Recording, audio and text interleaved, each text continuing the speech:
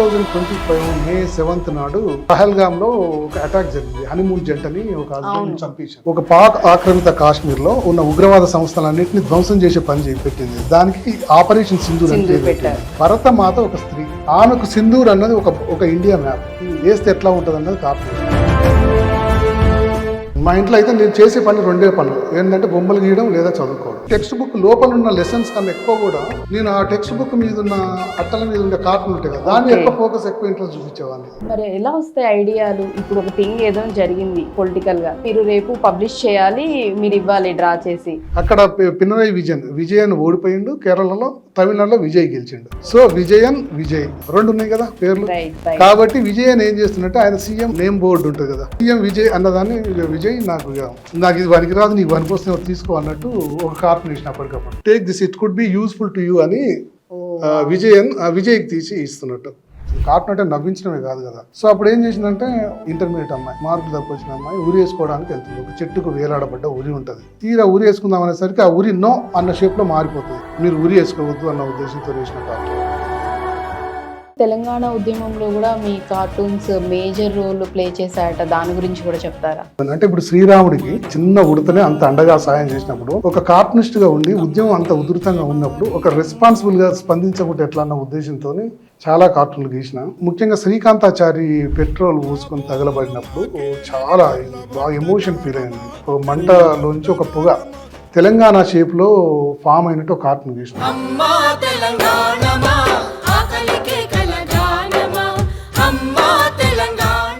అంతేకాకుండా ఉద్యమంలో నేను వేసిన కార్టూన్లు ప్లకార్డులుగా అండ్ బ్యానర్లుగా ఇట్లా బాగా పట్టుకొని ఊరేగుతుంటే నిజంగా నాకు ఒక భావోద్వేగానికి గురైన. నిజానికి కూడా నేను నమస్తే తెలంగాణలో నేను చేసింది ఉద్యోగం కాదు, నిజానికి కూడా అదొక ఉద్యమం. ఇప్పుడు మొత్తం ఏది ఎక్కడున్నా నడుస్తుంది. సో ఆ ఇంపాక్ట్ అనేది ఈవెన్ మీ దానిలో కూడా ఉందా? కార్టూనిస్ట్లకు కూడా ఎఫెక్ట్ ఏమన్నా ఉందా? ఏ అన్నది కేవలం ఇప్పుడు ఒక కార్టూన్ వేసినా ఏమైనా చేసినా అది డేటా ప్రకారమే ఫాలో అయ్యి ఇస్తుంది మనకు. కార్టూనిస్ట్ అట్లా కాదు, వాడు హ్యూమన్ బీయింగ్, వాడికి హృదయం ఉంటుంది. వాడు వేసే బొమ్మ హృదయం నుంచి వస్తుంది. కాబట్టి ఎప్పటికి కూడా హృదయం ఉన్న మనిషిని ఒక డేటా బేస్ తో పనిచేసే ఏ అన్నది రీప్లేస్ చేయలేదు. అండ్ అలాగే మీరు లైవ్ లో కూడా కార్టూన్ గీస్తారని విన్నాం. సో మా కోసం ఉన్న లైవ్ లో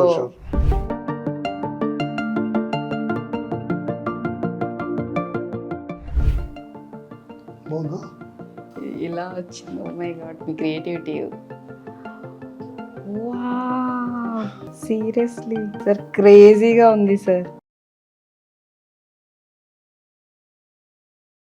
ఈరోజు మనతో పాటు స్టూడియోలో ఉన్నారు ప్రముఖ కార్టూనిస్ట్ మృత్యుంజయ గారు. వీరొచ్చేసి నేషనల్ ఇంటర్నేషనల్ కార్టూన్ కాంపిటీషన్స్లో పార్టిసిపేట్ చేసి ఎన్నో అవార్డులు రివార్డులు గెలుచుకోవడం కూడా జరిగింది. అండ్ అలాగే ఈయన వచ్చేసి సోషల్ కార్టూనిస్ట్ అండ్ అలాగే పొలిటికల్ కార్టూనిస్ట్ కూడా. దినపత్రికలకి వీరు కార్టూన్స్ కూడా డ్రా చేయడం జరిగింది. సో మరి వారితో మాట్లాడి అసలు వారి జర్నీ ఎలా స్టార్ట్ అయింది ఏంటనేది వారి మాటలోనే విందాం. హలో సార్, ఎలా ఉన్నారు? మీ పర్సనల్ లైఫ్ గురించి ఒకసారి చెప్తారా? పర్సనల్ లైఫ్ అంటే మాది యాక్చువల్గా హైదరాబాద్ నుంచి ఒక 40 కిలోమీటర్స్ దూరం ఉన్న భూదాన్ పోచంపల్లి అనే ఊరు యాక్చువల్గా. సో అది ఒక చేనేత కమ్యూనిటీకి సంబంధించి. మా ఫాదర్ కూడా tie and dye artist, ikat artist అంటారు. అంటే మొగ్గం మీద రకరకాల ఎక్స్పెరిమెంట్ చేసేది. మామూలు జనరల్గా అయితే అందరు సిల్క్ శారీస్ ఏదో చేస్తారు. సో అది రొటీన్గా ఉంటుందని మా ఫాదర్ నేషనల్ లీడర్స్ మొగ్గం మీద నేయడం, నేషనల్ లీడర్ మొగ్గం మీద నేయడం, అండ్ కుట్టకుండా ప్యాంటు షర్ట్ అండ్ 3 కొంగుల చీర అంటే 3 పళ్ళు సారీస్ అంటారు, అవన్నీ కుట్టకుండా అంటే వితౌట్ స్టిచ్చింగ్, అట్లాంటి ఎక్స్పెరిమెంట్లు చాలా వీవింగ్లో చేశాడు. సో అట్లాంటి చాలా ఎక్స్పెరిమెంట్లు చేసి కొన్ని అంటే చేనేతలో అట్లా వినూత్న ప్రయోగాలు చేసిండు. ఒక లెజెండరీ డైరెక్టర్ శ్యామ్ బెనగల్ అని ఉన్నాడు. ఆయన మా ఫాదర్ గురించి తెలుసుకొని పోచంపల్లికి వచ్చి మా ఫాదర్ ఆర్ట్ దానికి సంబంధించి ఒక ఇన్స్పైర్ అయ్యి సుష్మిన్ ఒక సినిమా కూడా తీసిండు. సో మా ఇంట్లో అట్లాంటి వాతావరణం ఉండేది కొద్దిగా ఆర్ట్కి సంబంధించి. అది ఎవరైనా పొలిటికల్ లీడర్ వచ్చినా కానీ మా ఊరికి మా ఫాదర్ ఏం చేసేవాడు అంటే పూలదండకు బదులు నూలుదండ వేసేవాడు. దాంతోపాటు ఆయన వాళ్ళ పర్టికులర్గా వచ్చిన పొలిటికల్ లీడర్లకి నేసిన పోర్ట్రైట్, వీవింగ్లో నేసిన పోర్ట్రైట్ వాళ్ళకి గిఫ్ట్ ఇచ్చేటోడు. సో ఆ సాంప్రదాయం ఉండేది. సో అట్లాంటిది అట్లా పోచంపల్లి ఉండి నేను ఆ అట్మాస్ఫియర్లో పుట్టి పెరిగి వచ్చిన తర్వాత నాకు కూడా బొమ్మలు వేయడం అన్నది ఇంట్రెస్ట్ వచ్చింది. అట్లా. సో ఫాదర్ నుంచి మీరు కూడా ఇంకా ఇంత కొంత అంటే మీరు చిన్నతనం నుంచే డ్రా చేయడం ఇవన్నీ? చిన్నతనం నుంచి డ్రా చేయడం. అయితే ఇంట్లో బాగా అంటే బొమ్మలు గీసే ఒక అట్మాస్ఫియర్ అన్నది ఒకటి ఉండేది. ఇంకొకటి ఏంటంటే పేపర్లు కానీ మ్యాగజైన్లు కానీ విపరీతంగా వచ్చాయి. అంటే మా ఊరి లైబ్రరీలో వచ్చే పేపర్లు మ్యాగజైన్ల కన్నా ఎక్కువ మా ఇంట్లో ఉండేవి. మా ఇంట్లో అయితే నేను చేసే పని రెండే పనులు ఏంటంటే బొమ్మలు గీయడం లేదా చదువుకోవడం. సో పొలిటికల్ కార్టూన్ అంటే ఈ రెండు ఉండాలి, చదువుకోవాలి, బొమ్మలు గీయాలి. కాబట్టి ఆ రెండు లింకప్ అయి నాకు ఎంకరేజింగ్ ఉండి ఒక పొలిటికల్ కార్టూనిస్ట్ కావడానికి ఛాన్స్. ఓకే, లైక్ ఇప్పుడు ఎలా అయితే స్టడీస్ కి మనం కోర్సెస్, స్కూల్స్, కాలేజెస్ అంటాము, సో వీటికి కూడా అట్లా రిలేటెడ్ ఏమన్నా ఉన్నాయా? మీరు అలా వెళ్ళి వాళ్ళ దగ్గరికి వెళ్ళి నేర్చుకోవడం, ఎన్ని టైప్స్ ఉంటాయి వీటిలో? ఇప్పుడు మీరు చెప్తున్నారు కదా పొలిటికల్, సోషల్ ఇట్లా డిఫరెంట్గా ఉంటాయని. సో అలా ఎప్పుడు మీరు నేర్చుకున్నారు? ఎవరి దగ్గర నేర్చుకున్నారు? అంటే నాకంటే ఒక టెక్నికల్ ఎడ్యుకేషన్ అంటే ఆర్ట్కి సంబంధించి ఏం లేదు. నాకు జనరల్గా పొలిటికల్ సైన్స్, పోస్ట్ గ్రాడ్యుయేషన్లో పొలిటికల్ సైన్స్. ఓకే. ఆర్ట్కి సంబంధించి మామూలు bachelor of fine arts, master of fine arts అని ఉంటుంది. జనరల్గా అవి ఏం చదువుకోకుండా సెల్ఫ్ టాట్. ఇంకొకటి ఏంటంటే మా ఫాదర్కి మించిన గురువు, మా ఫాదర్కి మించిన టీచర్ ఎవరు ఉంటారు? సో ఇంట్లోనే మా ఇల్లే ఒక విశ్వవిద్యాలయం, మా ఇల్లే ఒక కాలేజ్ లాగా ఉండేది. సో అక్కడే నేర్చుకున్నాం. సో ఏదన్నా అంటే మీ ఫాదరే గైడ్ చేసేవాళ్ళు మీకు చిన్నప్పటి నుంచి? ఒక ఎన్వైర్న్మెంట్ ఉండేది, ఒక aesthetic art and literary environment ఉండడం వల్ల కొద్దిగా మాకు ఇంట్రెస్ట్ కలిగింది దాంట్లో. ఓకే, బట్ కానీ అంటే కొంతమంది అంటూ ఉంటారు మీరే దీనికి ఆన్సర్ చేయాలి, యాక్చువల్లీ మీరు చేస్తేనే బాగుంటుంది, ఇట్లా బొమ్మలు గీసే వాళ్ళది ఆయుష్ చాలా తక్కువైపోతుంది, గీయకూడదని చెప్పేసి కొంతమందికి ఇంట్రెస్ట్ ఉన్నా కానీ పేరెంట్స్ వద్దని చెప్పేసి ఆపేస్తూ ఉంటారంట. నిజమా? అంటే బొమ్మలు గీసేవాళ్ళు ఎవరైతే డ్రా చేస్తారో ఆ పర్సన్స్ వాళ్ళకి ఆయుష్ తగ్గిపోతుందని చెప్పేసి కూడా ఒక అది ఫన్నీగా అంటున్నారా లేకపోతే నిజంగా? బొమ్మలు గీసి అది ఎప్పుడు ఏం లేదండి. కాకపోతే బొమ్మలు గీయించుకునే వాళ్ళకు ఏవో పల్లెటూళ్ళలో అప్పుడున్న సో అది ఓల్డ్ ఇది అలా ఏం ఉండదు. ఎట్లా కరెక్ట్ అండి, రకరకాలు అనుకుంటారు. కానీ సరే నాకు ఇంకా మంచి, నా పేరు మృత్యుంజయ్ కదా, ఆయన పర్మనెంట్లీ రైట్, నాకు చావే లేదు. ఒకవేళ బొమ్మలు గీసినా చచ్చిపోను కదా. సో ఇదంతా అంటే జస్ట్ వాళ్ళు వీళ్ళు అనుకునేది తప్ప వాటిలో నిజం లేదని అంటున్నారు. బొమ్మలు గీయించుకునే వాళ్ళు, బొమ్మలు గీసే వాళ్ళకు ఆయుష్ తగ్గుతుంది అన్నది అసలు. కవులకి వీళ్ళకి పెన్ ఏమని ఉంటుంది. సో అలా మీరు కూడా డ్రా చేస్తున్నారు కాబట్టి అలా నేమ్ మీరు మృత్యుంజయ పెట్టుకున్నారా లేకపోతే ఒరిజినల్ గా నేమే మృత్యుంజయ? లేదండి, మా పేరెంట్స్ యాక్చువల్గా మా పేరెంట్స్ పెట్టిన పేరే మృత్యుంజయ అని. మా ఫాదర్ గురువు గారు శ్రీపతి పండితారాధ్యుల మృత్యుంజయం అని ఉండేవాడు. ఆయన మీద, ఆ గురువు మీద ప్రేమతో నాకు అభిమానంతో నాకు పెట్టిన పేరు మృత్యుంజయ అన్నది. సో కొంతమంది మృత్యుంజయ అని పలకడం చాలా ఇబ్బందిగా ఫీల్, కొంతమంది మృత్యు అని పిలుస్తారు, కొంతమంది జై అని పిలుస్తారు. అయితే నా పేరుకు సంబంధించి ఒక చిన్న ఫన్నీ ఇన్సిడెంట్ ఉంది, షేర్ చేసుకోవచ్చు? తప్పకుండా చెప్పండి. నేను డిగ్రీ చేస్తున్నా, అంటే నాకు ఉద్యోగం వచ్చే కొత్తలో హైదరాబాద్కి వచ్చినప్పుడు స్కూటీ మీద స్పీడ్గా వెళ్తున్నా. అసెంబ్లీ ముందు ఒక ట్రాఫిక్ పోలీస్ నన్ను ఆపేసిండు. చాలా మందిని ఆపిండు స్పీడ్గా పోయే వాళ్ళందరినీ. వాళ్ళందరి పేర్లు రాసుకొని చలాన్ వసూలు చేసుకుంటుండే. నీ పేరు ఏం పేరు అంటే శంకర్ రాసి చలాన్ పేరు రాసి వదిలేదు, డబ్బులు తీసుకొని పంపించేసి. ఇంకోటి పేరు వెంకట్, ఇంకొని పేరు రాజు, ఇంకోటి సీను. నా దగ్గరికి వచ్చి నీ పేరు ఏం పేరు అంటే మృత్యుంజయ అన్న. రాయడానికి కొద్దిగా ఇబ్బంది పడుతున్నాడు, అది స్పెల్లింగ్ అడగడానికి ఇవో ప్రాబ్లం, ఆయనకు అడగలేకపోయింది. ఇంగ్లీష్లో రాయడం వస్తలేదు నా పేరు. తెలుగులో ట్రై చేద్దామని మృత్యుంజయ అని రాద్దాం అనుకున్నాను. అది కూడా కష్టమే అనిపించింది, అన్ని ఒత్తులు దీర్ఘాలు ఎక్కువ పేరు కదా. చాలాసేపు కొద్దిగా తటపటాయించి కొద్దిగా చూసి ఇక సరేలే వెళ్ళిపోయి చలాన్ని కట్టకున్నా పర్లేదని పంపించేసి. సో మీ నేమ్ నా పేరు నాకు అప్పుడు ఒక అడ్వాంటేజ్ దొరికింది. ఎవరైనా పేరు అయినప్పుడు నాకు గుర్తొచ్చి నాకు నేను నవ్వుకుంటాను జనరల్ గా. బట్ కాలేజ్ డేస్ లో అంతా మీ ఫ్రెండ్ సర్కిల్ గానీ ఏమని పిలుస్తారు మిమ్మల్ని? మృత్యు అని, లేదంటే జై అని పిలుస్తారు. సో ఇంకా అలా మీరు అంటే ఏజ్ లో స్టార్ట్ చేశారు ఈ డ్రా చేయడం అనేది? చిన్నప్పటి నుంచి అండి, అంటే మామూలు స్కూల్ డేస్ నుంచే. స్కూల్ డేస్ నుంచి 10th అయిపోయిన తర్వాత పొలిటికల్ కార్టూన్ మీద నాకు విపరీతమైన ప్యాషన్ కలిగింది. ఓకే. సో 10th స్కూల్ డేస్లో మామూలు టెక్స్ట్ బుక్లు ఉంటాయి కదా, టెక్స్ట్ బుక్లకు న్యూస్ పేపర్లు అట్టలు వేసుకునే వాళ్ళం, కవర్లు వేసుకునే వాళ్ళం. ఆ కవర్ల మీద ఉదయం ఈనాడు పేపర్లు కవర్లు వేసుకునే వాళ్ళం. దాని మీద కవర్ల మీద కార్టూన్లు వచ్చేవి. అయితే నేను ఏం చేశాను అంటే టెక్స్ట్ బుక్ లోపల ఉన్న లెసన్స్ కన్నా ఎక్కువ కూడా నేను ఆ టెక్స్ట్ బుక్ మీద ఉన్న అట్టల మీద ఉండే కార్టూన్లు ఉంటాయి కదా, దాని మీద ఎక్కువ ఫోకస్, ఎక్కువ ఇంట్రెస్ట్ చూపించేవాడిని. సో నాకు ఆ టెక్స్ట్ బుక్లు నాకు ఆ కార్టూన్లు ఆ రకంగా పరిచయం చేసినాయి. సో ఆ కార్టూన్లు అన్నది నాకు అట్లా అప్పటి నుంచి ఒక ప్యాషనేట్గా దాని మీద ఒక ఇంట్రెస్ట్ కలిగింది. ఆఫ్టర్ స్టడీస్ మీకు ఎలాగా ఆపర్చునిటీస్ అనేవి వచ్చాయి పర్టికులర్గా దీనికి రిలేటెడ్? నా డిగ్రీ అయిపోయిన తర్వాత మా మదర్ చెప్పింది, దాసనారాయణరావు అని సినిమా డైరెక్టర్ ఉన్నారు కదా, అతను బెబ్బులిపల్లి ఒక పొలిటికల్ మ్యాగజైన్ తీసుకొస్తుండు. ఆయన మ్యాగజైన్ తీసుకొస్తుంటే బాగుంటుంది, ఉదయం కూడా అంతకుముందు ఆయన తీసుకొచ్చింది కదా, సో మళ్ళీ తీసుకొస్తుంటే ఒకసారి అప్లై చేయరు అన్నది. అంటే సరే అని ఒక 2 కార్టూన్లు దానికి అటాచ్ చేసి నా రెజ్యూమ్ ఒకటి పంపి బెబ్బులిపులి మ్యాగజైన్ పంపించిన. అక్కడ KNY పతంజలి అని ఎడిటర్ ఉండేవాడు. కార్టూన్ చూసి చాలా ఇంప్రెస్ అయ్యాడు. అప్పుడు సంజయ్ దత్ అని సినిమా యాక్టర్ ఉండే కదా, ఆయనకి ఎక్కువ వెనుక జూల్ ఉండేది ఎక్కువ. అయితే ఆయన గుర్రం తోగలాగా ఆ జూల్ లాగా వేసి గుర్రంలాగా పరిగెడుతున్నట్టు ఒక క్యారికేచర్ వేసిన. అట్లా 2-3 క్యారికేచర్లు కార్టూన్ చూసి బాగా విపరీతంగా ఇంప్రెస్ అయ్యాడు పతంజలి గారు. KNY పతంజలి అని ఆయన బెబ్బులిపులి ఎడిటర్. సో ఆయన బాగా నేను కార్టూనిస్ట్గా నేను తీసుకుంటే ఈయనే తీసుకుంటా అని చెప్పి మా ఊరు నుంచి రప్పించి నా కార్టూనిస్ట్ జాబ్ ఇచ్చిండు. సో అప్పటి నుంచి అట్లా కంటిన్యూ అవుతూ. మరి ఎలా వస్తాయి ఐడియాలు? ఇప్పుడు ఒక థింగ్ ఏదో జరిగింది బయట పొలిటికల్గా, సో మీరు రేపు పబ్లిష్ చేయాలి, మీరు ఇవ్వాలి డ్రా చేసి, ఐడియాలజీ ఎలా ఎక్కడి నుంచి వస్తాయి? అది నిజంగా టఫ్ క్వశ్చన్ అండి. అంటే ఐడియా ఎట్లా వస్తుంది అన్న చెప్పడం నిజంగా అదొక మిస్టరీ నన్ను అడిగితే. అంతేనా?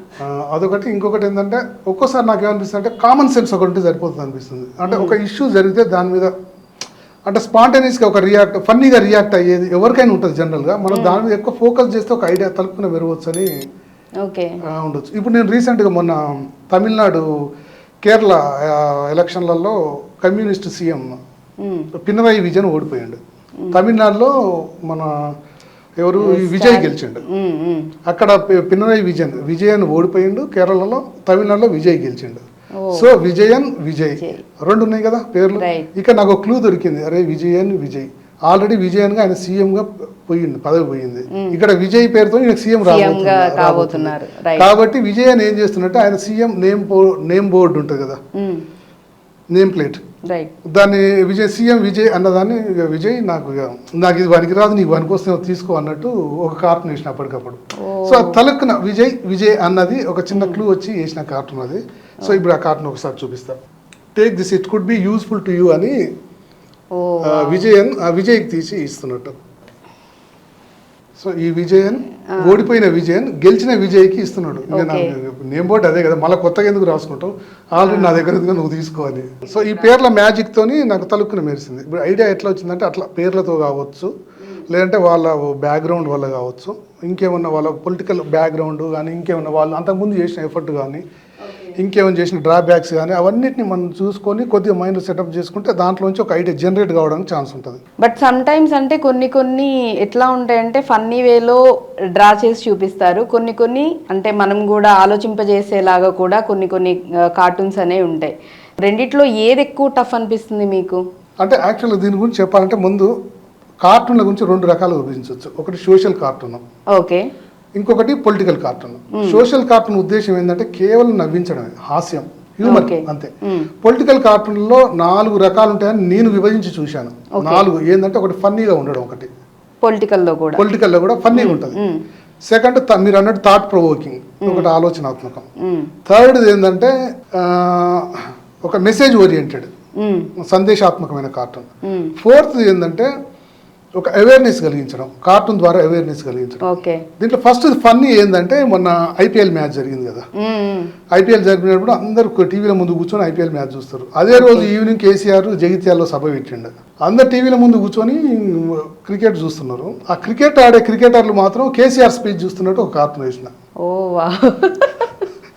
సో అదొక కార్టూన్. ఇది ఏంటంటే పొలిటికల్ కార్టూన్లో ఫన్ కార్టూన్ అంటారు దీన్ని. సో IPL ఉండేది ఆయన కేసీఆర్ మ్యాచ్, అందరూ వాళ్ళు IPL చూస్తారు. సో ప్లేయర్స్ అంతా గేమ్ మీద ఫోకస్ చేయకుండా అందరూ ఆయన పెద్ద ఆయన ఏం చెప్తున్నాడు ఏంటనేది మొత్తం అంతా కాన్సన్ట్రేషన్ సో దీని మీద పెట్టారనమాట. సెకండ్ కార్టూన్ వచ్చేసి ఇప్పుడు ఏమైనా థాట్ ప్రొవోకింగ్ అన్నాం కదా, సెకండ్ కార్టూన్. థాట్ ప్రొవోకింగ్ అంటే ఆలోచనాత్మకమైన కార్టూన్. లైక్ అంటే క్వశ్చనింగ్ కాదు, ఆలోచనాత్మకంగానే. అయితే మొన్న బయట ఇప్పుడు బాగా ఇరాన్ లో యుద్ధం జరుగుతుంది, ఉక్రెయిన్ రష్యాలో యుద్ధం జరుగుతుంది. అంటే ఇప్పుడు బయటికి వెళ్ళడం వల్ల యుద్ధం జరుగుతుంది, వార్.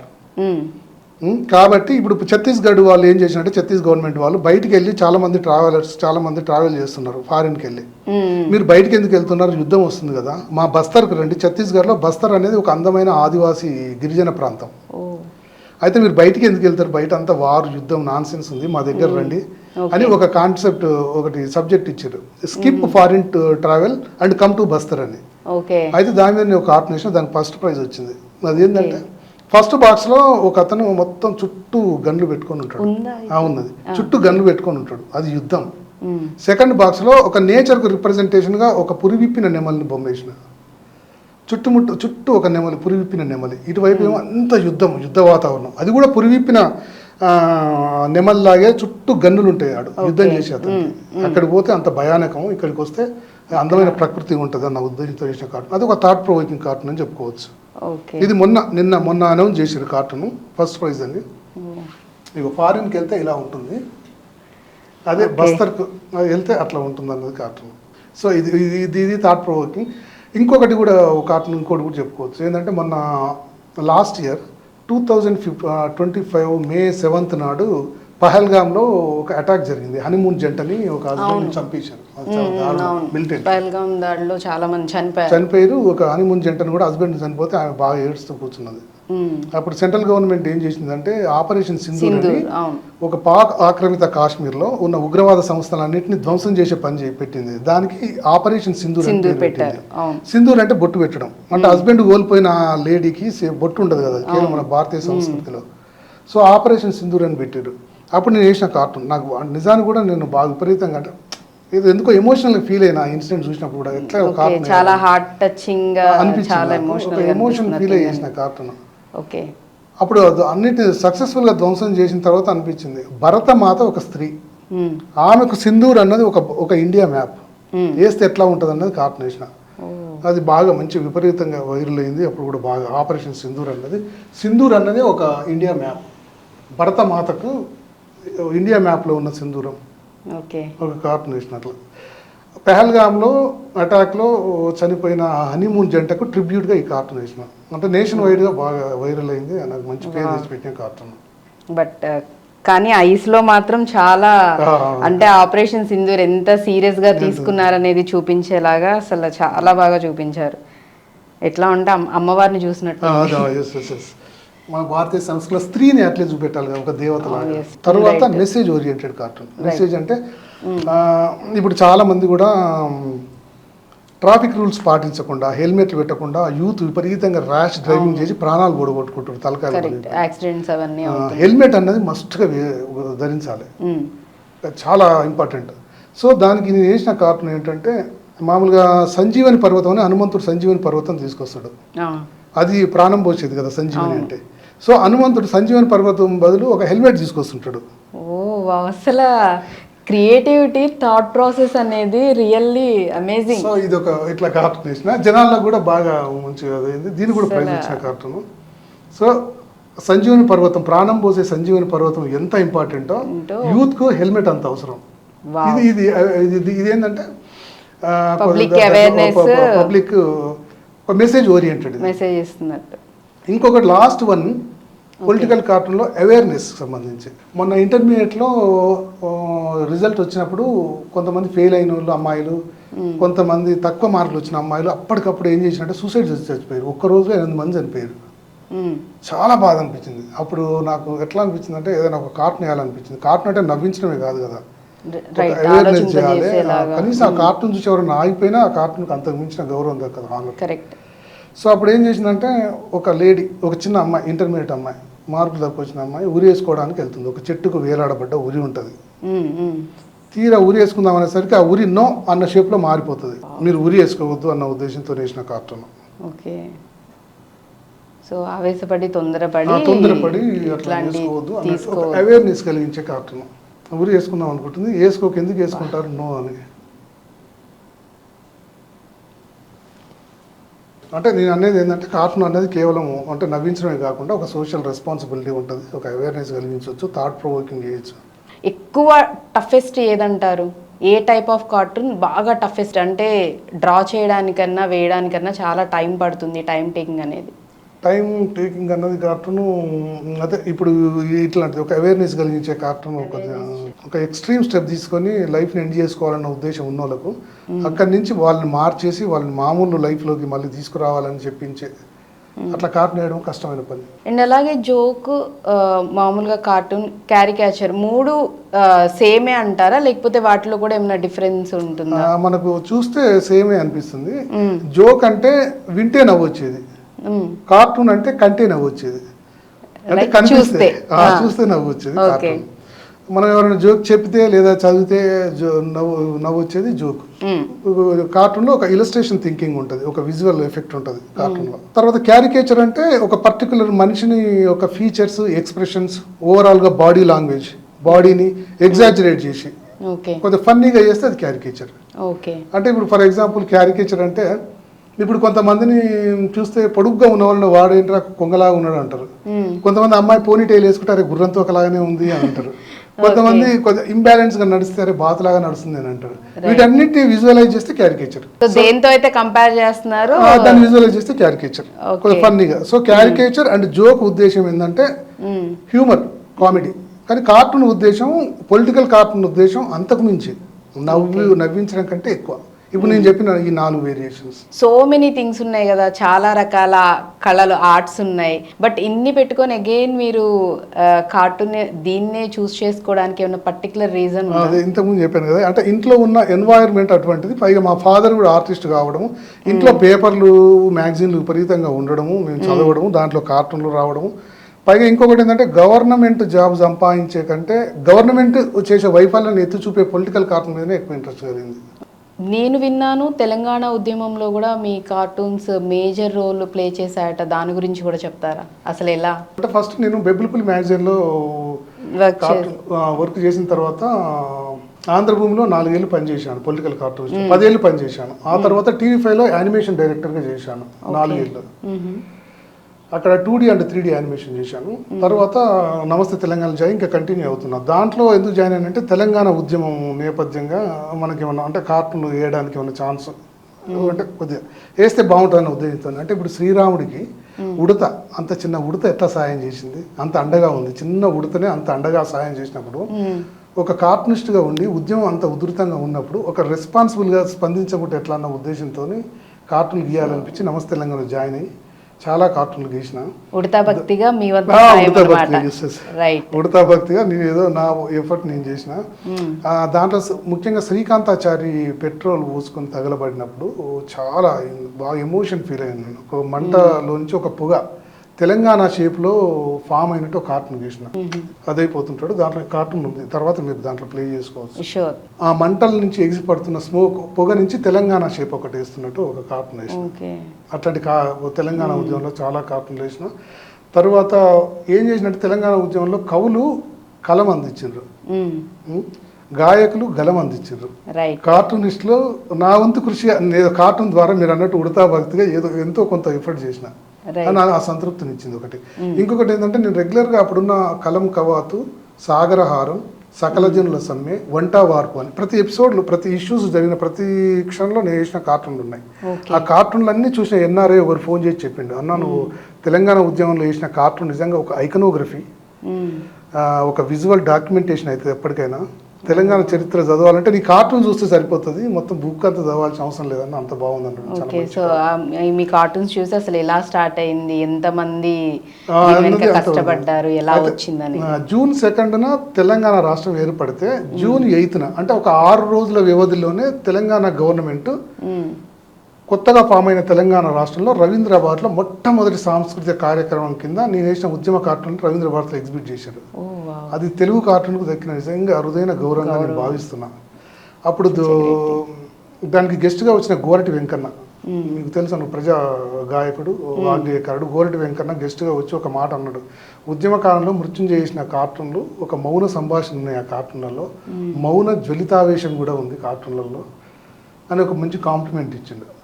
అంతేకాకుండా ఉద్యమంలో నేను వేసిన కార్టూన్లు ప్లకార్డులుగా అండ్ బ్యానర్లుగా ఇట్లా బాగా పట్టుకొని ఊరేగుతుంటే నిజంగా నాకు ఒక భావోద్వేగానికి గురైన. నిజానికి కూడా నేను నమస్తే తెలంగాణలో ఉద్యోగం నేను చేసింది ఉద్యోగం కాదు, నిజానికి కూడా అదొక ఉద్యమం, ఉద్వేగం, నిజానికి కూడా ఒక భావోద్వేగం. నిజంగా నేను ఒక జాబ్కి వెళ్ళాలంటే ఖచ్చితంగా ఇతను ఈ వర్క్కి అర్హుడా కాదా అని చూస్తూ ఉంటాం. అండ్ అలాగే దీనిలో కూడా కార్టూనిస్ట్గా ఎవరైనా ఒకవేళ జాయిన్ అవ్వాలన్నా, చేయాలన్నా కానీ, బెటర్ దీనికి వెళ్ళాలన్నా కానీ ఎటువంటి అర్హతలు అనేవి వాళ్ళకు ఉండాలంటారు?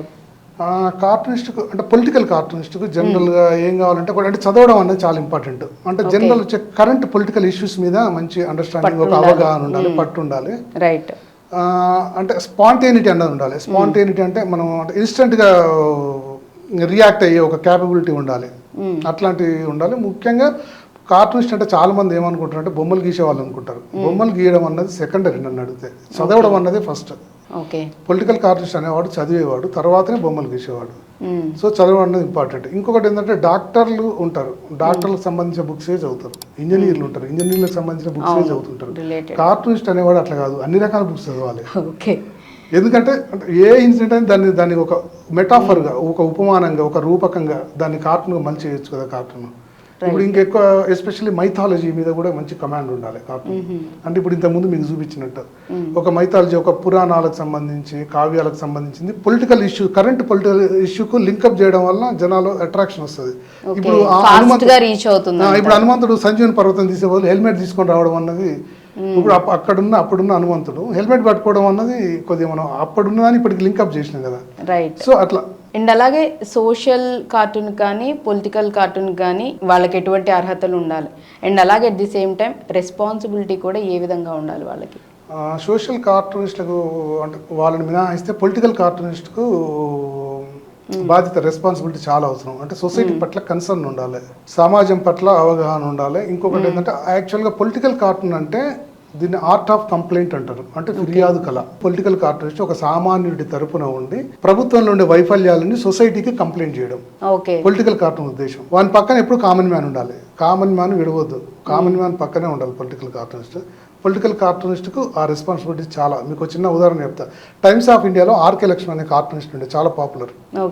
కార్టూన్లు వేసినప్పుడు ఆయన కార్టూన్లు బాగా విపరీతంగా పేపర్లలో చాలా విపరీతంగా పాపులర్ కార్టూన్లు. బాంబేలో మామూలుగా రోడ్ల మీద డ్రైనేజ్ పారిన, రోడ్లు బాగా లేకున్నా, కరెంటు కోతలున్నా, నీటి కొరతలున్నా అక్కడున్న జనాలు ఏం చేసేవాళ్ళు అంటే అక్కడున్న కన్సర్న్డ్ ఆఫీసర్లకు, అధికారులకు, కలెక్టర్లకు కాకుండా డైరెక్ట్ కార్టూనిస్ట్గా ఉత్తరాలు రాసేవాళ్ళట. మా వీధిలో ఇట్లా మొత్తం డ్రైనేజ్ పొంగి పొరుతుంది, కరెంట్ పోతుంది, మీరంటే సిచ్యువేషన్, మీరు ఒక కార్టూన్ వేయండి, మీరైతే జనాల్లోకి తీసుకువెళ్తారు, అధికారులకు అటెన్షన్ అయితే మీరు కార్టూన్ వేయండి. డైరెక్ట్ ఆర్కే లక్ష్మణ్కి కార్టూనిస్ట్గా ఉత్తరాలు రాసేవాళ్ళట. అప్పుడు ఆయన కార్టూన్ వేసేవాళ్ళట, ఇన్స్టెంట్గా ప్రాబ్లం కూడా సాల్వ్ అయ్యేదట. సో కార్టూనిస్ట్ అనేది అంత పవర్ఫుల్. సో కార్టూనిస్ట్ అంత రెస్పాన్సిబుల్గా ఉండాలన్నది నా ఉద్దేశం. అండ్ మీరు ఈ సోషల్ అండ్ అలాగే పొలిటికల్ కార్టూనిస్ట్ వీటిదే కాకుండా మామూలుగా టెక్నో కిడ్, అలాగే చెట్లు పెంచండి అని, హరితహారం అని ఇలాంటి థింగ్స్ కూడా చేస్తున్నారని విన్నాం, దాని గురించి చెప్తారా?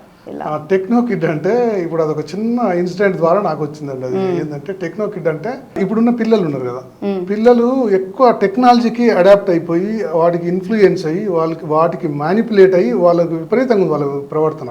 ఒక రోజు శ్రీరామనవమి రోజు మా మిస్సెస్ ఇంట్లో పూజ చేస్తుంది. శ్రీరామనవమి కాబట్టి సీతారాం అనుకుంటే ఏదో పూజ చేస్తుంది.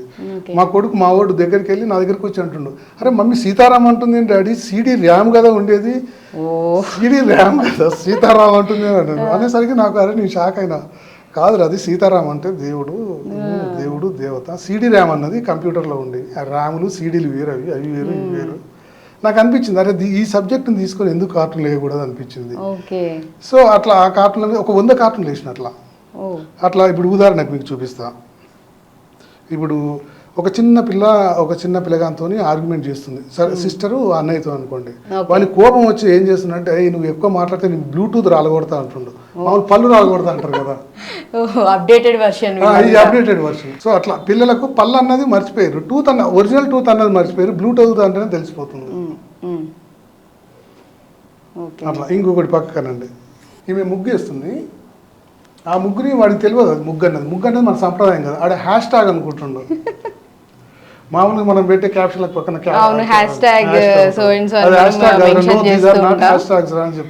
వాళ్ళ మదర్ వచ్చేసి ఇది హ్యాష్ ట్యాగ్ కాదురా ముగ్గు అని చెప్తుంది. పిల్లలకు ముగ్గు అనేది మర్చిపోయినట్టు అయిపోయింది.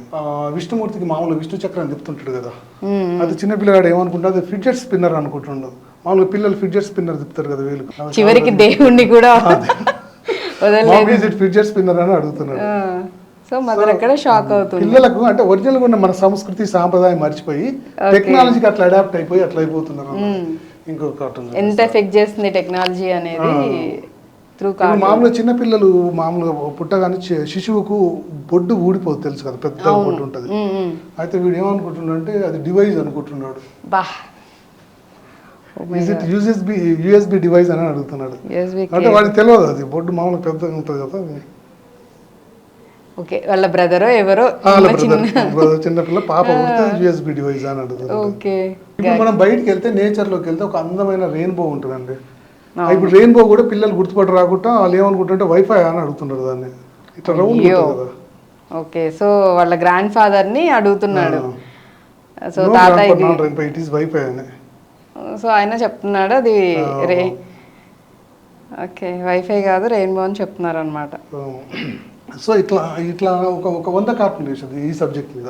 ఇది ఒక బుక్ తీసుకురావాలన్న ఆలోచన కూడా ఉంది నాకు. ఓకే, సో ఇదంతా టెక్నోకిడ్, ఇది నాన్ పొలిటికల్ కార్టూన్. మనం వేసే టెక్నికల్ అంటే కూడా ఒక డిఫరెంట్ ఉన్న కార్టూన్. గ్రీనరీ రిలేటెడ్ కార్టూన్లు కూడా ఇప్పుడు మాజీ ఎంపీ సంతోష్ కుమార్ అని గ్రీన్ ఇండియా ఛాలెంజ్ ఫౌండర్.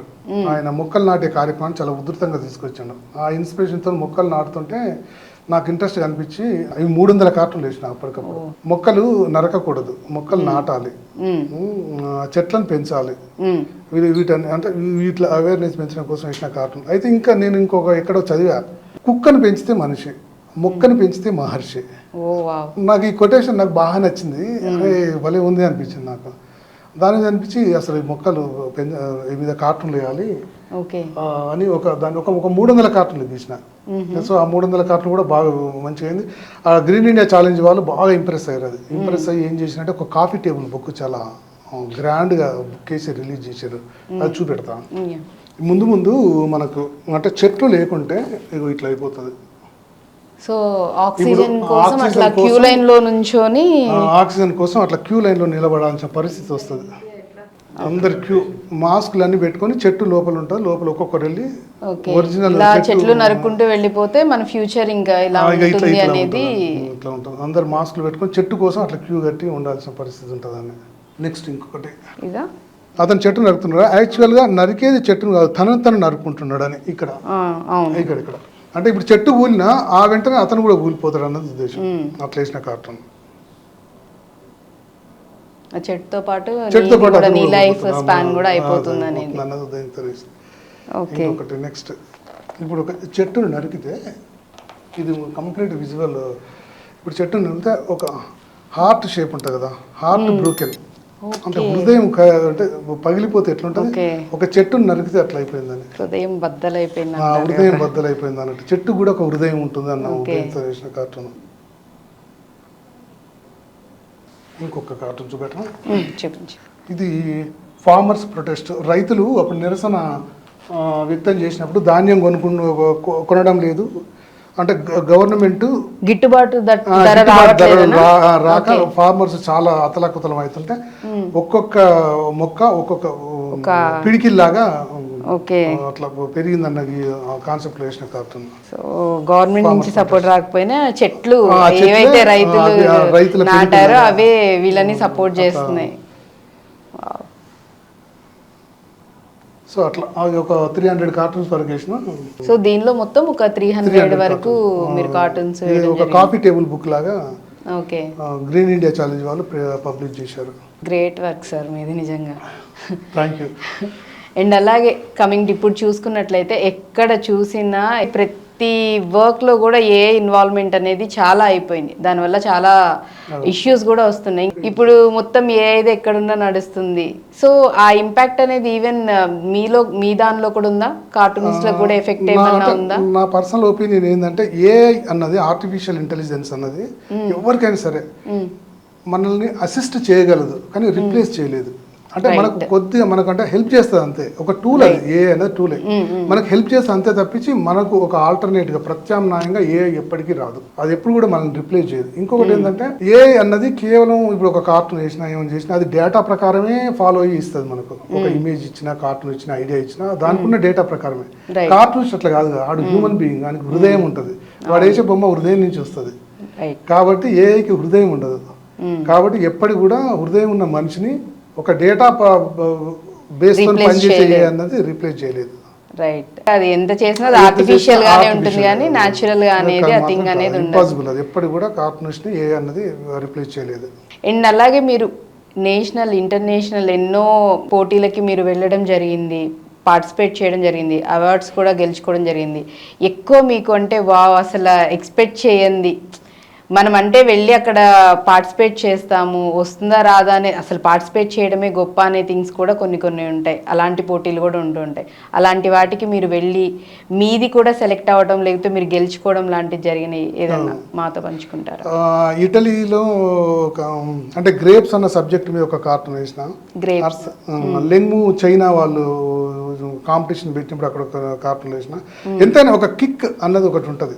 అవును, క్విక్ గా వచ్చే కిక్ అన్నది ఎప్పుడు కూడా మనకు ఒక మంచి ఒక ప్లెజర్ ఇస్తుంది, ఎంకరేజ్మెంట్ లా ఉంటుంది. డెఫినెట్ గా మనం ఏదో కార్టూన్ పంపిస్తాము అంటే కాంపిటీషన్ అంటే అక్కడికి వెళ్ళాల్సిన అవసరం లేదు, మనం ఇక్కడ నుంచి పంపించేస్తే అనౌన్స్ చేస్తారు. అనౌన్స్మెంట్ ఇచ్చినప్పుడు వాళ్ళు వచ్చిన పర్టికులర్ డేట్ రోజు మనకు వచ్చినప్పుడు మంచిగా మనకు అంటే రిజల్ట్ వచ్చినప్పుడు మన పేరు చూసుకోగానే మనకు ఆ కిక్ మాత్రం చాలా ఫెంటాస్టిక్ ఉంటుంది డెఫినెట్ గా. ఆదరణ అనేది ఎంతవరకు ఇక్కడ బాగుందంటారు అంటే కంపేర్ టు అదర్ కంట్రీస్, వేరే కంట్రీస్తో పోల్చుకుంటే? ఇప్పుడు యుఎస్లో కార్టూనిస్టులకు ఎట్లా ఉంటుంది అంటే క్రేజీ, సినిమా యాక్టర్లకు ఉన్నంత క్రేజీ ఉంటుంది. ఒక కార్టూన్ బాగుంటే హీరోలు వేస్తారు, డ్యాన్సులు చేస్తారు, విపరీతంగా వైరల్ చేస్తారు, అంత ఎఫెక్టివ్ ఉంటుంది కార్టూన్లో. మన దగ్గర కార్టూన్ అంటే కొద్దిగా అంటే అంత అట్రాక్షన్ ఉంటుంది. ఇప్పుడు ఈ మధ్య ఎక్కువ మీమ్స్, ఈ ఏఐలు దానివల్ల ఎక్కువ వాడుకుంది. ఒకప్పుడు బాగా అంటే చదువుకున్న పీపుల్ ఉంటారు కదా, కొద్దిగా బాగా ఎడ్యుకేషన్ ఓరియంటెడ్ పీపుల్ ఉన్న వాళ్ళకు కొద్దిగా కార్టూన్ పట్ల అట్రాక్ట్ అవుతారు. కొద్దిగా అంటే మామూలుగా ఎంతసేపు రీల్స్ స్క్రోల్ చేసేవాళ్ళు, యూట్యూబ్ వీడియోలు షార్ట్స్ చూసే వాళ్ళకు అంత కార్టూన్ మీద అంత ఇంట్రెస్ట్ ఉండకపోవచ్చు అని నాకు అనిపిస్తుంది. ఎక్కువ పొలిటికల్ నాలెడ్జ్ ఉన్న వాళ్ళు, కొద్దిగా అంటే ప్రపంచంలో ఏం జరుగుతుందన్న విషయాలు తెలుసుకునే వాళ్ళకు జనరల్గా కార్టూన్ మీద ఇంట్రెస్ట్ ఉంటుంది. యూజువల్గా ఇప్పుడు యుఎస్ లో ఎక్కువ బాగా చదువుకున్న వాళ్ళు ఉంటారు కాబట్టి అక్కడ పొలిటికల్ కార్టూనిస్ట్ ఎక్కువనే క్రేజ్ ఉంటుంది.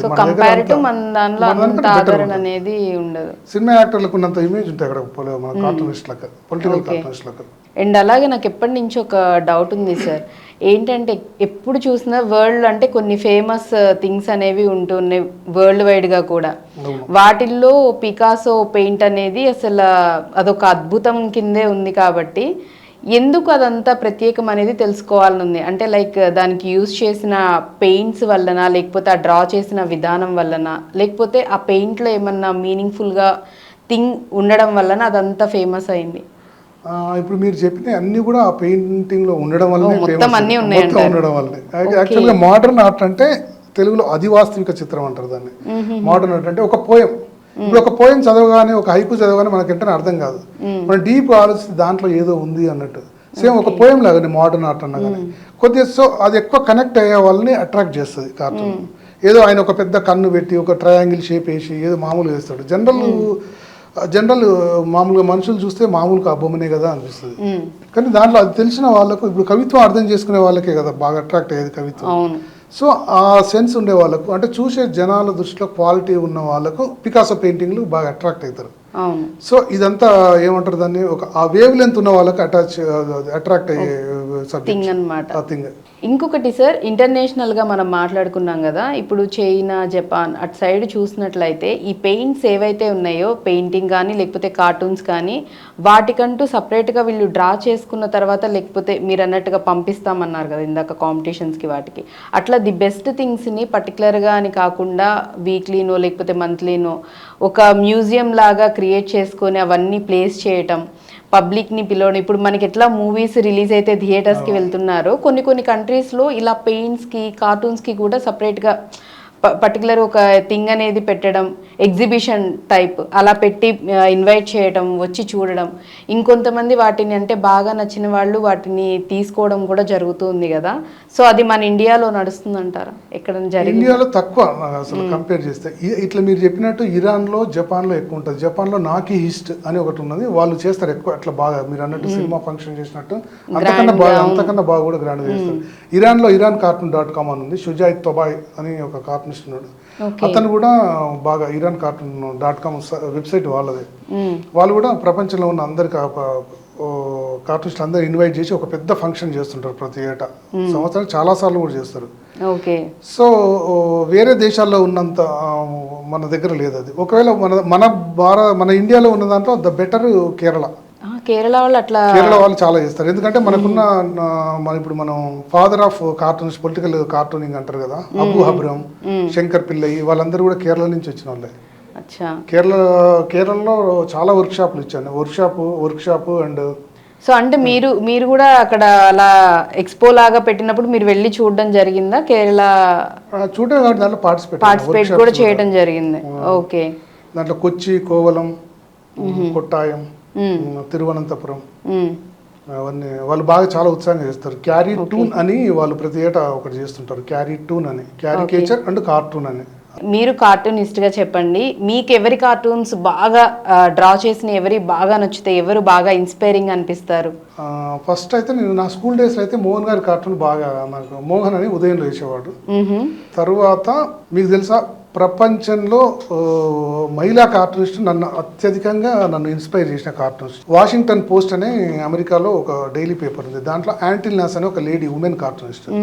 ఎంత అద్భుతంగా ఉంటాయంటే పొలిటికల్ కార్టూన్లో. ఆమెకు ప్రపంచంలో అత్యంత ప్రతిష్టాత్మకమైన పులిట్జర్ ప్రైజ్ అవార్డు ఆమెకు వచ్చింది. ఆమెకు జర్నలిజంలో ఇస్తారు అది. ఆమెకు కార్టూనింగ్ లో ఆమెకు వచ్చింది అది కార్టూన్.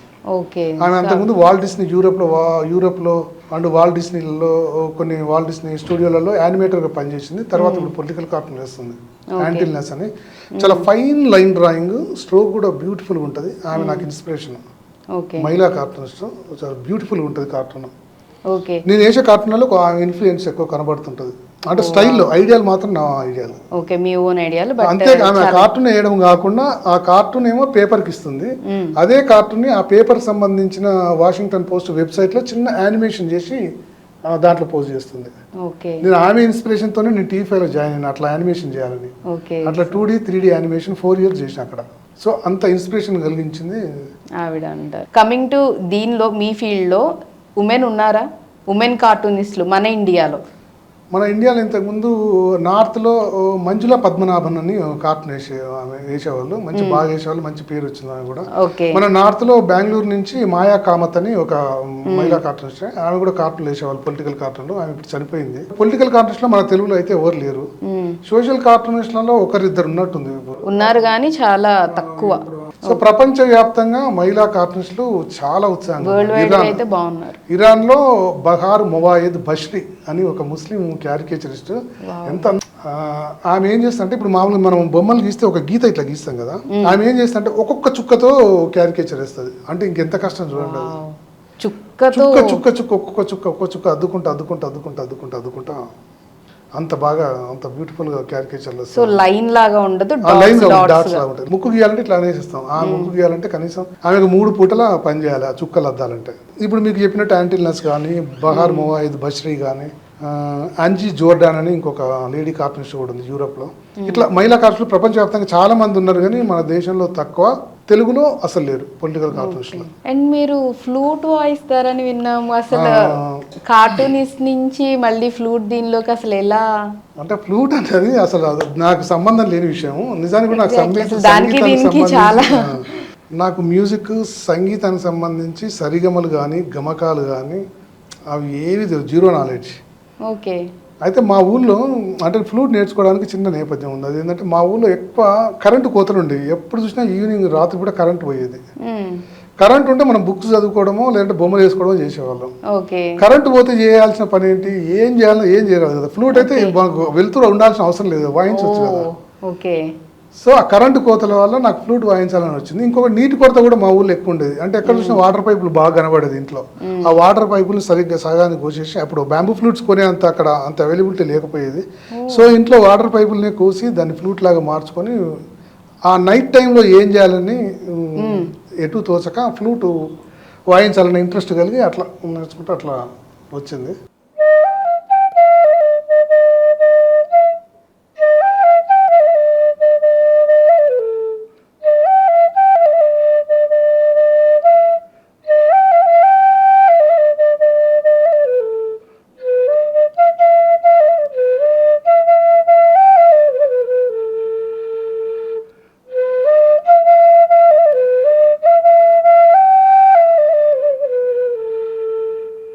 అంటే మనం రెగ్యులర్గా బొమ్మలు వేస్తుంటాం కదా మేడం. మనం బొమ్మలు వేస్తుంటే దాని మధ్యలో ఉండే ఒక స్ట్రెస్ ఇదంతా బస్టర్గా పనిచేస్తుంది, స్ట్రెస్ బస్టర్గా. ఇంకొకటి అంటే ఒక మొనాటనీని బ్రేక్ చేసినట్టు ఉంటుంది.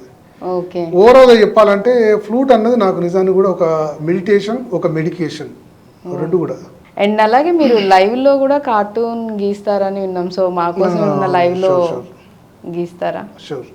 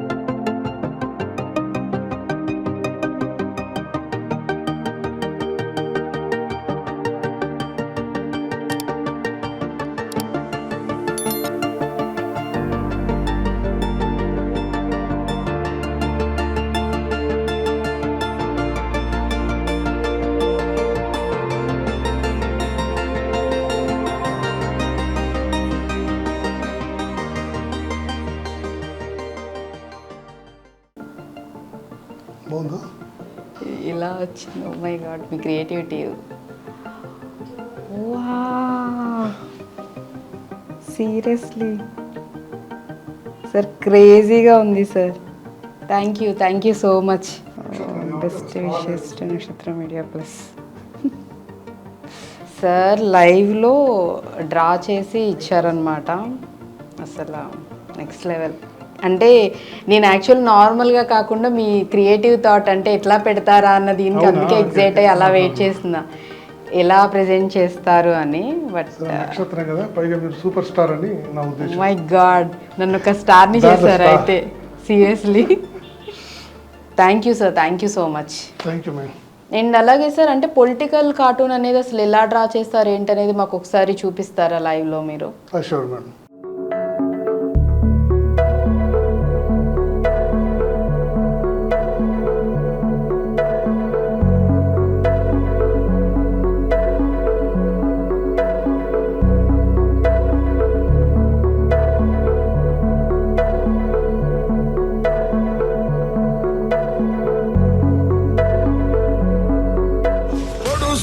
పొత్తు మీద నడుస్తున్న కాలమా పోరు తెలంగాణ. కార్టూన్ అనేది యానిమేషన్గా మారితే ఎలా ఉంటుందనేది అంటే చూపించడానికి మీ దగ్గర ఎగ్జాంపుల్గా ఏమన్నా ఉన్నాయా? షూర్ మేడం, అంటే ఇప్పుడు చూపిస్తాను మీకు. షూర్.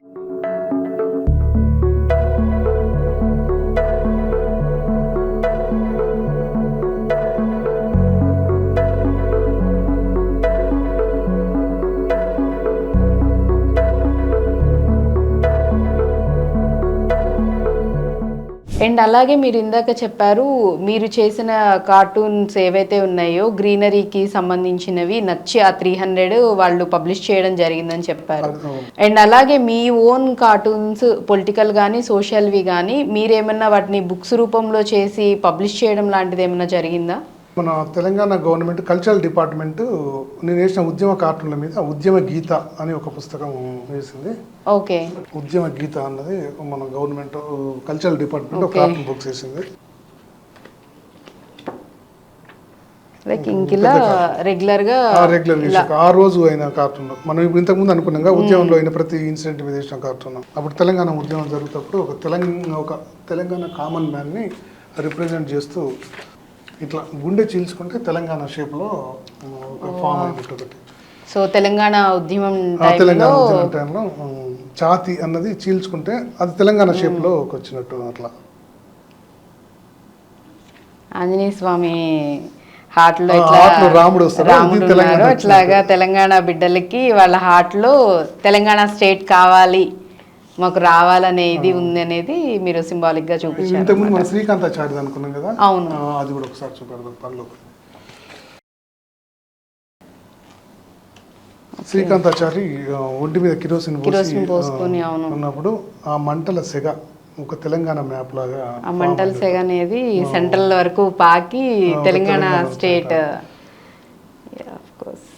నెక్స్ట్ ఇంకోటి ఏంటంటే ఎకోస్ ఆఫ్ లైన్స్ అని ఒక, అంటే మనం నేషనల్ లెవెల్లో ఉన్న ఇష్యూస్ మీద, అంటే child labour, women empowerment, terrorism, దీని మీద ఆ ఇష్యూస్ మీద వేసిన, వరల్డ్ ఇష్యూస్ మీద వేసిన కార్టూన్లతో ఇంగ్లీష్లో చేసిన కార్టూన్ ఇవన్నీ ఎకోస్ ఆఫ్ లైన్స్. ఈ బుక్ ఒకటి.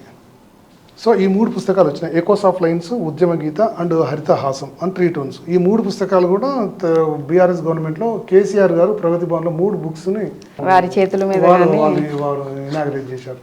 హనుమంతుడితో రామ మందిరం లాగా మారినట్టు.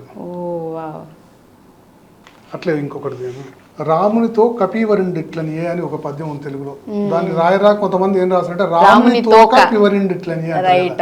సో యాక్చువల్గా అట్లా కాదు, హనుమంతుని తోక రాముడికి బాణం లాగా యూజ్ అయింది అన్నట్టు ఒక చిన్న కార్టూన్ అప్పుడు వేసిన శ్రీరామనవమి రోజు. రామునితో కపివరుండి సరే తోక అట్లా అనుకున్నా సరే, ఆ తోక ధనస్సు లాగా ఫామ్ అయ్యి ఆయనకు అట్లా హెల్ప్ అయింది అన్నట్టుగా చూపించారన్నమాట. Okay. So movies Big B, Amitabh Bachchan కూడా ఉన్నారు, Aishwarya Rai, Laden. Oh wow. So film stars వి కూడా డ్రా చేయడం జరిగింది అనమాట. సో మీరు డ్రా చేయడం సో నార్మల్గా ఎంత టైం పడుతుంది సార్ ఏదన్నా థింగ్ అంటే డ్రా చేయడానికి? మీకు అంటే ఐడియా రావడం ఇంపార్టెంట్. సో ఆ కార్టూన్ గీయడం అన్నది చాలా ఈజీ నాకు సంబంధించి మా Okay. Personal So, opinion. max- idea మాత్రం కొద్ది జనరేట్ కావడము అది మనకు Time పడుతుంది. టైం పడుతుంది. వన్స్ ఐడియా వచ్చిన తర్వాత వన్ సైడ్ అయితే time- చాలా హుషారుగా కార్టూన్ చేస్తాం. మ్యాక్స్ ఎంత టైం ఉండొచ్చు? ఒక పొలిటికల్ కార్టూన్ మనం రోజు చూసే పేపర్లో వేసే కార్టూన్ ఒక హాఫ్ అన్ అవర్లో ఒక హాఫ్ అన్ అవర్ 45 మినిట్స్లో మంచి కార్టూన్ కలర్స్ ఓకే. అది వేసి మంచిగా బాగా వేయచ్చు. మీరు అంటే కార్టూన్ తో పాటు మళ్ళీ పక్కన అక్కడ చక్కగా దానికి రిలేటెడ్వి కూడా నోట్ లాగా సంథింగ్ లేకపోతే captions. అలా కూడా చేస్తున్నారు. సో ఇవన్నీ ఐడియాలజీ రావడానికి అందుకే మీరు అంటున్నారా అంత టైం పడుతుంది? నేను అంటే పొలిటికల్ కార్టూన్ లో ఒక 3 అన్నిటిని బాగా ఇంపార్టెంట్ దృష్టిలో పెట్టుకుంటా. 3C అని పెట్టుకున్నాను నేను. 3C అంటే ముందు కాన్సెప్ట్, ఓకే, ఇంకొకటి క్యాప్షన్, క్యాప్షన్, ఇంకొకటి కంపోజిషన్, క్యారెక్టర్ల కంపోజిషన్, Okay. క్యారెక్టర్ అరేంజ్మెంట్ ఎట్లుండాలి. ఈ 3C పర్ఫెక్ట్ ఉండాలని నేను అనుకున్నా, ఎప్పుడైనా అనుకుంటా. ఓకే, ఎవరైనా అడిగితే చెప్తా పొలిటికల్ కార్టూన్ పర్ఫెక్ట్ రావాలంటే 3C ఉండాలని. Concept, caption and composition, okay. ఈ 3 ఉంటే కార్టూన్ బాగుంటుంది. బట్ ఎనీవేస్ మృత్యుంజయ్ గారు, నైస్ టాకింగ్ టు యూ. అసలు నేషనల్, ఇంటర్నేషనల్ అండ్ లోకల్గా కూడా పొలిటికల్గానే అండ్ అలాగే సోషల్గా కానీ మీ కార్టూన్స్ అనేవి చాలా ఇన్స్పైరింగ్గా ఉన్నాయి. అసలు ఆలోచన విధానం, ఐడియాలజీ కూడా అసలు నెక్స్ట్ లెవెల్ ఉంది. అసలు కిడ్స్కి సంబంధించినవి కూడా అంటే రియలిస్టిక్గా ఎట్ ప్రజెంట్ పిల్లలు ఎట్లా ఉన్నారు, వాళ్ళ థాట్ ప్రాసెస్ ఏ విధంగా ఉందనేది చాలా బాగా మీ కార్టూన్స్ త్రూ తెలియజేయడం అనేది ఎక్స్ట్రాడినరీ. ఇలానే ఫర్దర్గా కూడా మీరు ఇంకా ఇంటర్నేషనల్ కార్టూన్స్ ఏవైతే పోటీలు ఉంటాయో వాటిలో ఇంకా పార్టిసిపేట్ చేయాలి. ఇంకా మన ఇండియా నేమ్ అనేది మీ త్రూ కూడా ఇంకా బాగా వెళ్ళాలని మనస్ఫూర్తిగా కోరుకుంటున్నాను. అండ్ అలాగే ఫర్దర్గా కూడా ఇంకా మంచి మంచి కార్టూన్స్ అనేవి మీ ద్వారా రావాలని కోరుకుంటూ thank you so much. Thank you madam, thank you so much, thank you.